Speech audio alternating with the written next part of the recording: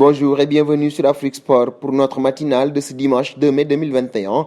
Nous débutons en République démocratique du Congo. Habitués à jouer au stade des Martyrs de Kinshasa, les Léopards ont été contraints de trouver une solution de repli pour les éliminatoires de la Coupe du Monde 2022 qui débute en juin, l'enceinte de la capitale ne répondant plus aux normes internationales, surnommée le Temple des Banyangwena et situé dans la commune de Kamalondo à Lumumbashi. Le stade du TP Mazembe sera mis à contribution dès la première journée. Ce sera contre la Tanzanie entre le 5 et le 8 juin. Penchons-nous sur le dossier Ahmed Touba, qui de l'Algérie ou de la Belgique verra ce joueur porter ses couleurs. La question demeure posée alors que se profile d'importantes échéances internationales pour les deux pays en question. La Belgique reste donc à l'affût du joueur de 23 ans. Nul autre que le sélectionneur l'a rappelé ce samedi. Avec l'élargissement probable des listes pour l'Euro à 25 ou 26 joueurs, les chances d'Ahmed Touba d'être convoqué remontent d'autant. Le sélectionneur Roberto Martinez, qui n'a jamais rompu le contact avec lui, va mettre la pression.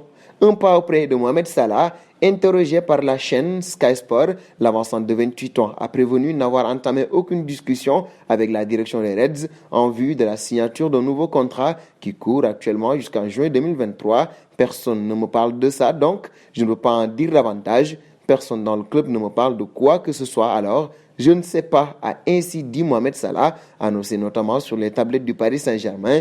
L'ancien joueur de l'AS Rome continue d'entretenir le mystère sur ses intentions, lui qui dit quand même vouloir jouer pour l'Espagne, notamment le Barça ou le Real de Madrid. Un saut auprès de Diego Okocha qui parle du PSG, l'ancienne star parisienne, se réjouit de voir le club de la capitale côtoyer le sommet européen. Ils travaillent bien, ils sont presque là où ils veulent être, puisqu'ils se rapprochent de leur objectif qui est de gagner la Ligue des Champions, a noté la légende nigériane dans un entretien accordé à Canal+. Ils ont posé de bonnes fondations car tous les grands joueurs veulent y jouer. Il faut maintenant maintenir ces résultats et rester tout en haut, conseille-t-il. Pochettino prendra note. Parlons de Neymar désormais. Pourtant annoncé comme étant proche de prolonger son contrat au PSG, Neymar pourrait revenir au FC Barcelone alors que Lionel Messi verrait d'un très bon œil la venue du Brésilien. D'après les informations divulguées par le journaliste de la RAC Uno, Roger Saparas, Lionel Messi pourrait jouer un rôle très important dans le retour de Neymar au FC Barcelone. Messi comprend que pour gagner la Ligue des Champions, il faut des joueurs avec des performances immédiates. Il y a de futurs joueurs dans l'équipe et sur le marché, mais Neymar correspond à cette idée, a confié Saparas à l'occasion du live Twitch de Gérard Romero.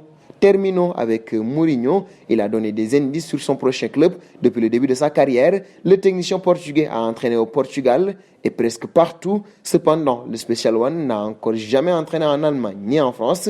Dans un entretien accordé au Times, Mourinho a expliqué pourquoi il n'a jamais dirigé une équipe de Ligue 1 ou en Bundesliga. Selon lui, il n'aurait pu diriger que le PSG en France ou le Bayern en Allemagne et le manque de compétitivité dans ces deux championnats ne lui plaît pas. On appelle ça un tacle déguisé. Et nous arrivons au terme de ce journal que nous fermons avec la question du jour.